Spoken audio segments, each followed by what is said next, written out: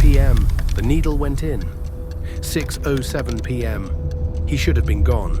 6:36 p.m., he wasn't gone until now. 7 minutes became 34, a second dose that should never have been needed. His face grimaced, his lips kept moving, his chest kept rising, chemical burns on both arms.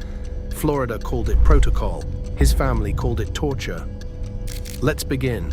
The last 24 hours of Angel Nieves Díaz. Death Watch Cell, Florida State Prison, Rayford. The guard's boots hit the concrete first. Same rhythm every morning.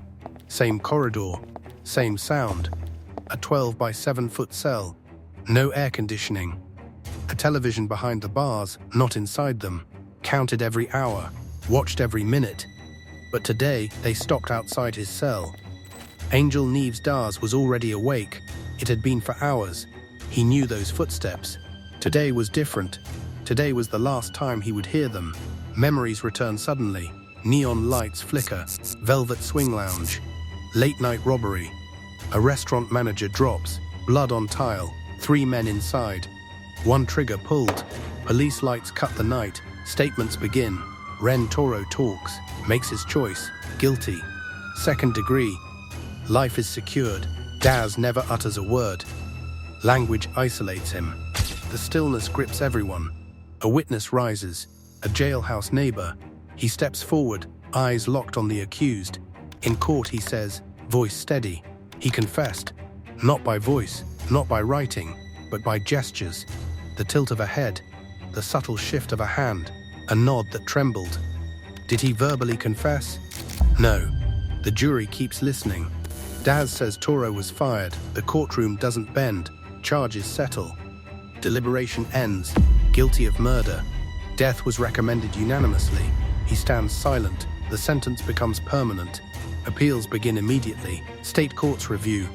Arguments carefully presented. Relief was firmly denied. Petitions ultimately rejected. It started in the state courts. Denied. Federal courts appeals. Denied.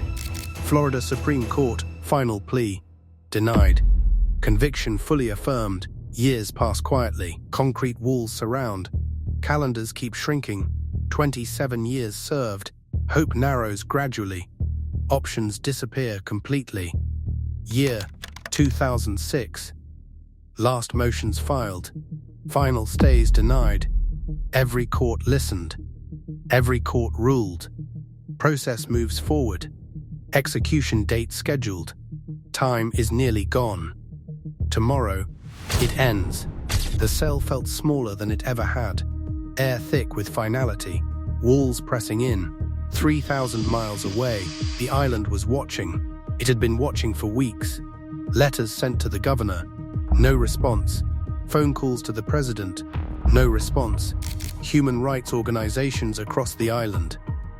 Voices raised. Reports filed. They questioned the process, the language barrier, the reliance on a jailhouse informant. Wrote to Governor Jeb Bush. Called for clemency. Warnings ignored. The execution moved forward. They watched. They documented. They protested. Churches readied their bells. Headlights clicked on. Midday sun ignored. Light cut the glare. A silent procession. Every step shouted. All they could do was hope Florida was listening. Bush didn't stop it. The sentence stood. Puerto Rico abolished the death penalty in 1929. He was born there. He breathed there.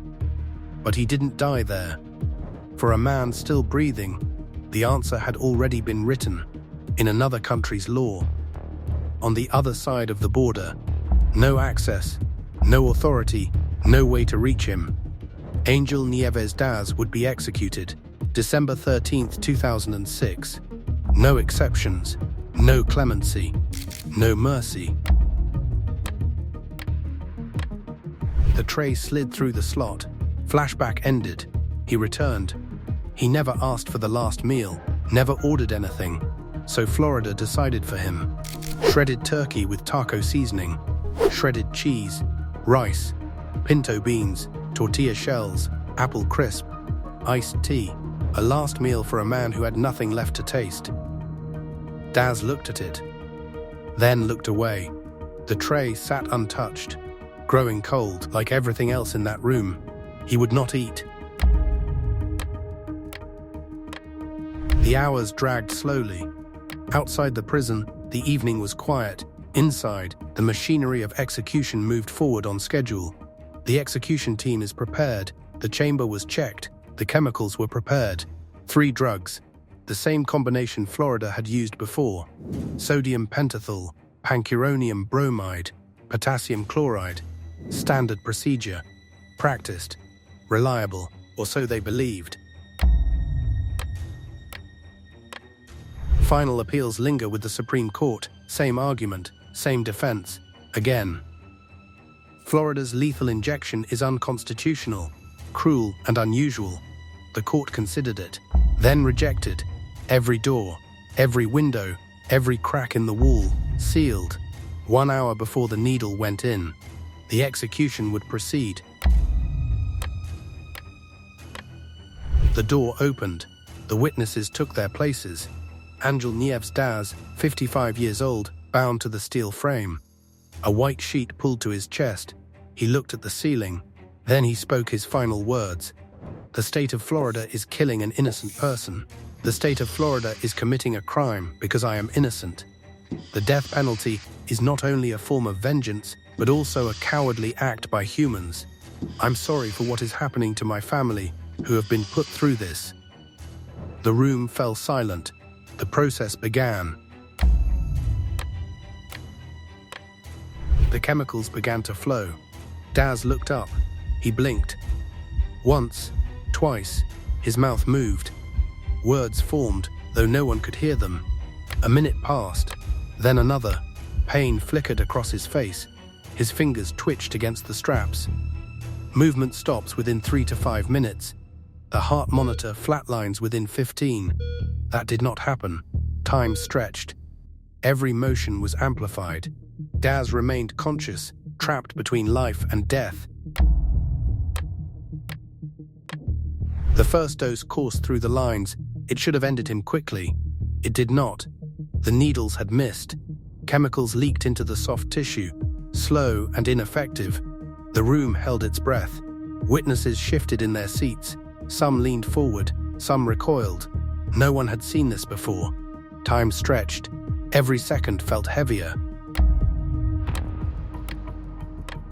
Second dose. Tense stillness hung. The first had failed. Chemicals missed veins. Diaz remained conscious.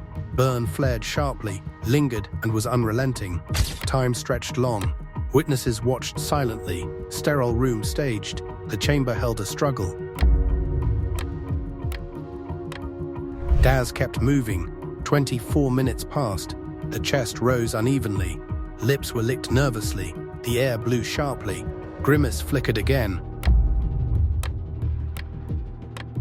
34 minutes crawled by. 7.5, the usual. 15 in some accounts. This took 34. Every second stretched. Every motion counted. 24 minutes of movement. Chest swelled slightly. A head turned. Lips moved. Then stillness. The final word came, pronounced dead. The air hung frozen. The room exhaled, but the silence lingered. Cold, empty, absolute.